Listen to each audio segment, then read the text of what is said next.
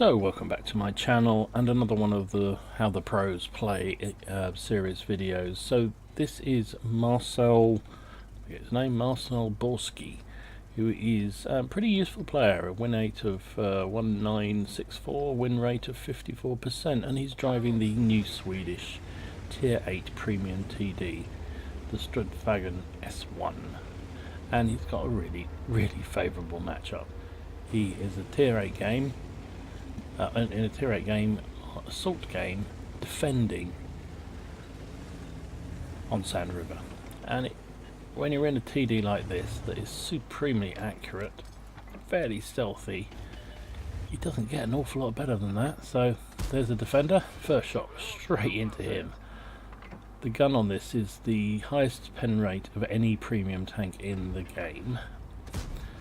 Another shot into the defender showed its side, was not a good idea. 288 is it, I think, something like that. Very impressive gun, and the accuracy when you're in siege mode is phenomenal. And he's already, look at that, he's already racked up 1100 damage. Can he get a first kill? Not quite.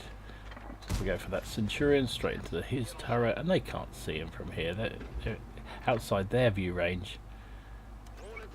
Can't reload's just the only thing holding him back from ripping everybody apart. Now there's a light tank. You could do with getting rid of him. Only misses for the first time in the game. First miss.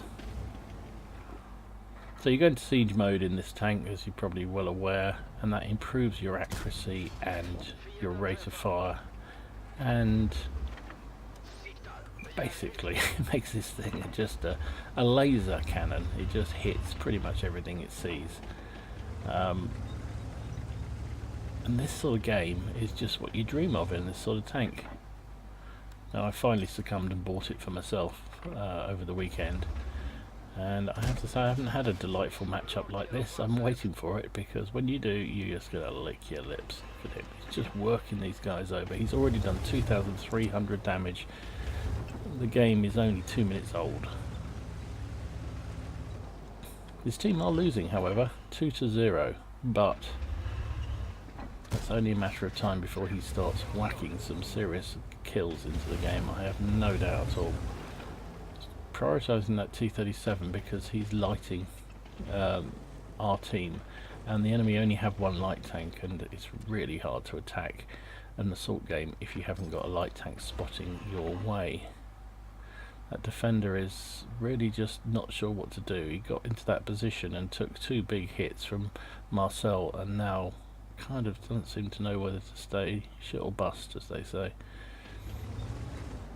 Oh, there's a Patriot, no problem shooting through the Patriot's armour. Can he get another shot before he pulls back? No, it doesn't look like it.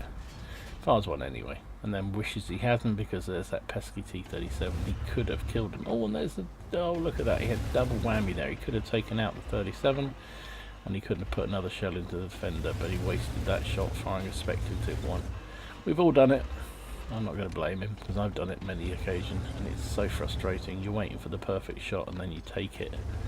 You take a speculative shot, and the one you were waiting for opens up. Oh. Now, if he hadn't have hit in the IKV, he would have hit the 25 too. He still wants to get that scout if he can. His team are losing 4-0, and he's done 3,600 damage already. Finally, when the enemy dies, that's the defender's gone down. Now he's in danger of being spotted. Mind you, that's an IS-3 to his side.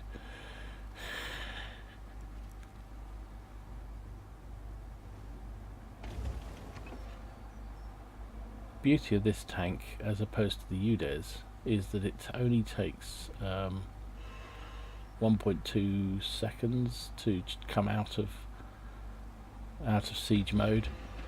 There it is, there's the scout. He's got him, finally got the scout down. Good, right. Whenever I'm playing this map and this sort of setup, priority is always given to taking out the scouts. Aiming in on the 25. Oh, and his gun lets him down. Oh my word. 25-2 obviously didn't realise he was being shot at. This gun is supremely accurate, so he was very unlucky. But his team are losing badly. It's 4 plays 7. and they're almost in the cap. Now he's spotted. Got to be spotted there, yes. It doesn't look like he's got sixth sense on this crew. Took a shot from the Patriot APCR, but it bounced. This thing will bounce shots if your gun is below 90mm or 90mm or below. Nice shot into the side of that E5. No, he's dead. Right, sorry, I can't say E5, it's the Patriot. Still 5 plays 8. His team is still losing. Can he get the side of the turret? No. Just dropped down a bit. Can't get a shot.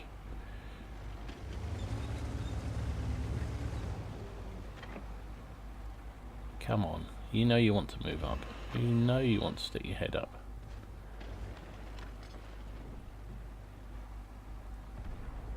Is he asleep? Wakey wakey. You can afford to wait because there's only 4 minutes left. They've got to either kill everything or get into the cap. Oh, it's come out of siege mode, got hit by an IKV-65, so there's obviously someone else on the ridge. He clearly does not have sixth sense. So he's relocating, see if he gets some shots on that OI. He's out there on the flank. Enemy have got to move. They've only got 3 minutes left. Well, 3 minutes 40 seconds. It's coming out to help out the IS on this flank. Goes into siege mode. Just in time to put some shots into that OI. One shot. Come on, finish him. And that's his third kill. Oh, unfortunately the IS is taken down at the same time by that IKV who's in the middle somewhere. There's the Cromwell. Come on, finish him. Oh, you jam kit. Well, I say jammy. He roughly knew where the guy was going to be. He just got lucky and it went straight where it was supposed to go. So 8 plays 10. He's done 5,600 damage. 5,600 damage. There's only 2 minutes, just under 3 minutes left. Enemy have got to push. Lovely shot. Lovely shot into the T-44, who can't see him. You can see that he's well beyond the view range of the T-44 there. His binos have kicked in and he can spot a long way. He's asking his team to come to the base and defend it, and he's right, because with 2 minutes left, well, actually probably not now. It'd be hard pressed to actually cap out, especially with a few defenders resetting it every so often. So actually, ooh, there's a pure that tier 7 thing normally would be loving this sort of matchup because he'd be able to trundle along and trust to his armour, but with this gun firing at him, he's got a real hard time. So he got spotted there. He's aiming for that lower plate. Enemy have got artillery, so I'm surprised nobody's put a shot in on him at this stage. Back into siege mode. Can he finish this guy off? Yes, he can.